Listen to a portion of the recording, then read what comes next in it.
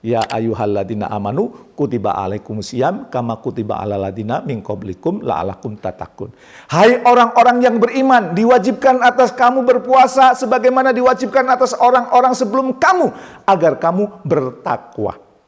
Nah, saya mengartikan salah satu wujud dari takwa di sini berupa self control. Bagaimana kita memiliki kesadaran atau kontrol penuh terhadap apa yang kita katakan dan lakukan sejalan dengan nilai dan kepercayaan yang kita miliki. Kalau waktunya kerja, ya kita all out bekerja. Itu bukti bahwa kita amanah.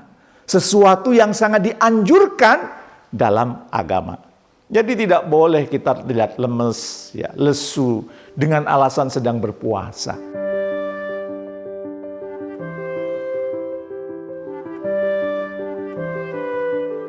Assalamualaikum warahmatullahi wabarakatuh. Bertemu kembali dengan saya, Jamil Azzaini, di acara Leadership Inspiration. Semoga Anda makin sukses, makin mulia. Banyak orang beranggapan berpuasa itu membuat badan lemes, ngantuk seharian, sulit konsentrasi. Ini adalah anggapan yang tentu membuat perusahaan gundah gulana. Puasa bulan Ramadan bisa 1 bulan lamanya. Bayangkan berapa kos yang terbuang. Bahkan hasil investigasi dari Rumi Hasan, seorang profesor dari University of Sussex, menyebutkan selama bulan Ramadan perusahaan setidaknya kehilangan 42 jam kerja per karyawan yang puasa selama 1 tahun. Dan implikasinya perusahaan harus mengalami pengurangan output sebesar 2,5% secara keseluruhan setiap tahunnya. Bagaimana nih dengan Anda? Benar tidak sih puasa itu bikin produktivitas Anda menurun? Coba share di kolom komentar di bawah ini. Nah, kalau kita mengacu pada hasil investigasi Rumi Hasan tadi, saya setuju. Memang ada penyesuaian waktu kerja saat Ramadan.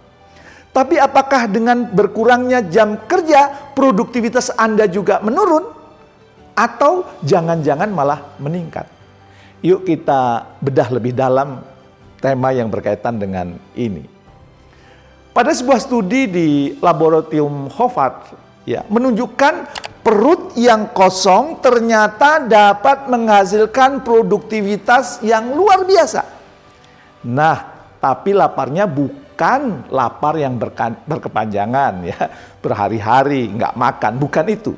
Jadi bisa kita asumsikan di sini laparnya itu seperti saat kita sedang berpuasa. Loh kok bisa? Karena ada hormon yang namanya ghrelin, ya, dan hormon ini, ya, dilepaskan saat otak mendeteksi tidak ada makanan yang sedang diolah sistem pencernaan kita.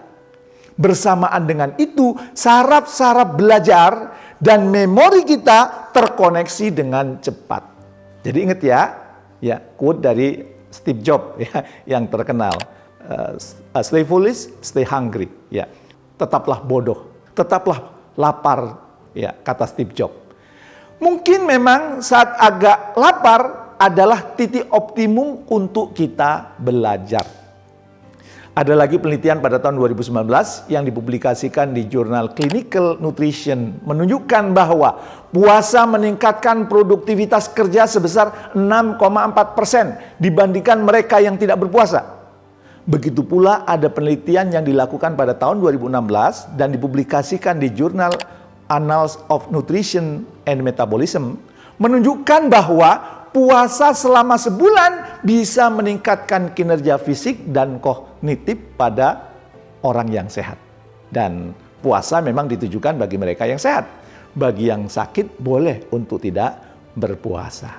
Jadi menurut saya, yes, puasa itu mempengaruhi jam kerja kita. Tapi tidak dengan produktivitas kita. Harusnya kita lebih pintar, lebih produktif, dan lebih fit dalam keadaan berpuasa. Ini mungkin tidak berlaku untuk sebagian orang. Tapi secara ilmiah, harusnya kondisi berpuasa tidak memberikan dampak yang signifikan terhadap output kerja seseorang. Apalagi puasa adalah perintah dari Yang Maha Tahu yang menciptakan kita.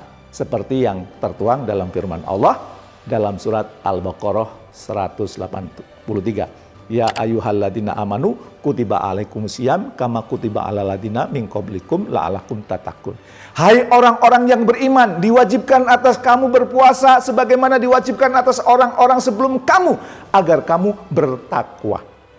Nah, saya mengartikan salah satu wujud dari takwa di sini berupa self control. Bagaimana kita memiliki kesadaran atau kontrol penuh terhadap apa yang kita katakan dan lakukan sejalan dengan nilai dan kepercayaan yang kita miliki. Kalau waktunya kerja, ya kita all out bekerja. Itu bukti bahwa kita amanah. Sesuatu yang sangat dianjurkan dalam agama. Jadi tidak boleh kita terlihat lemes, ya, lesu dengan alasan sedang berpuasa. Karena secara tidak langsung itu merendahkan dan mengkambing hitamkan ibadah puasa yang telah diperintahkan oleh Sang Maha Tahu yang menciptakan kita. Nah, pertanyaannya, apa yang perlu kita hadirkan dalam diri kita bahwa dengan puasa kita bisa semakin produktif? Yang pertama, yakin bahwa apapun yang diperintahkan oleh Allah adalah yang terbaik. Untuk sekedar membuat analogi, saya ingin bercerita sedikit tentang mobil saya. Saya punya 2 mobil. Yang satu saya rawat sesuai buku manual dan saran dari bengkel mobil tersebut. Sementara yang satunya untuk penghematan tidak saya rawat sesuai buku manual. Apa yang terjadi? Ternyata secara keseluruhan biaya servis mobil yang pertama justru lebih murah dibandingkan mobil yang kedua. Bukan hanya itu, mobilnya pun lebih terawat dan lebih nyaman. Dan kalau dijual pasti harganya jauh lebih mahal. Apa artinya? Apabila kita mengikuti buku manual yang dikeluarkan sang pembuat mobil, maka mobil lebih awet, terawat, dan nyaman. Nah, yang paling tahu tentang diri kita tentu adalah yang menciptakan kita, yaitu Allah. Maka kita perlu yakin 100% bahwa ibadah puasa itu banyak mendatangkan kebaikan kepada diri kita karena diperintahkan oleh yang menciptakan kita. Ibarat mobil tadi, yang mengeluarkan mobil, maka dia lebih tahu dan dia lebih paham. Yang kedua, ikuti aturan main berpuasa. Loh, emang ada aturan main? Ada. Pertama, sahur di akhir waktu setelah mendekati waktu subuh. Dan segera berbuka puasa bagi orang yang berbuka. Bagi Anda yang dalam perjalanan, pastikan ada sesuatu yang bisa segera dikonsumsi saat waktunya berbuka puasa. Jangan ditunda-tunda. Yang kedua, aturan bermain puasa itu berbuka dengan benar, yaitu makan kurma terlebih dahulu atau makanan manis yang tidak disentuh api seperti buah-buahan, kemudian minum air putih. Setelah itu mengkonsumsi yang manis-manis. Kemudian sholat maghrib dulu, baru usai sholat maghrib makan makanan yang berat tetapi bergizi dan berserat. Insya Allah sehat. Yang ketiga apa? Jangan tidur larut malam. Nabi Muhammad menganjurkan agar usai sholat isya dan sholat tarawih kita segera tidur. Hindari menonton atau ngobrol yang tidak penting. Apabila belum mengantuk, perbanyak mengingat dan mendekat kepada Allah Subhanahu wa Ta'ala. Bagi profesional seperti Anda, mungkin bisa belajar dari Tim Cook, ya, CEO dari Apple. Dia menjaga tidurnya konsisten dari pukul 10 malam sampai 3.45 pagi. Bisa juga nih dijadikan sebagai referensi jam tidur Anda, ya, saat Ramadan. Waktu bangunnya persis waktu sahur, bukan? Jadi sehat dia dan menghasilkan kreativitas yang luar biasa. Yang ketiga, tetapkan skala prioritas. Dalam urusan ibadah, Anda pun perlu menetapkan skala prioritas. Merujuk kepada target yang Anda ingin capai di ibadah puasa ini, di bulan Ramadan ini. Misalnya, dalam 1 bulan ini Anda akan menghatamkan Al-Quran. Maka Anda perlu memprioritaskan waktu untuk membaca Al-Quran. Dan tentu begitu pula dalam pekerjaan. Anda perlu menetapkan skala prioritas. Fokuskan kepada pekerjaan yang perlu diselesaikan segera dan memiliki dampak yang besar. Saya yakin Anda tahu mana dari pekerjaan Anda yang perlu segera diselesaikan dan berdampak besar. Anda bisa menggunakan pendekatan metode Eisenhower. Sudah tahu? Atau Anda ingin tahu lebih dalam? Apabila ada yang ingin tahu lebih dalam, silahkan tulis di komentar. Apabila yang menulis ada lebih dari 25 orang, maka saya akan buatkan videonya untuk Anda. Mau?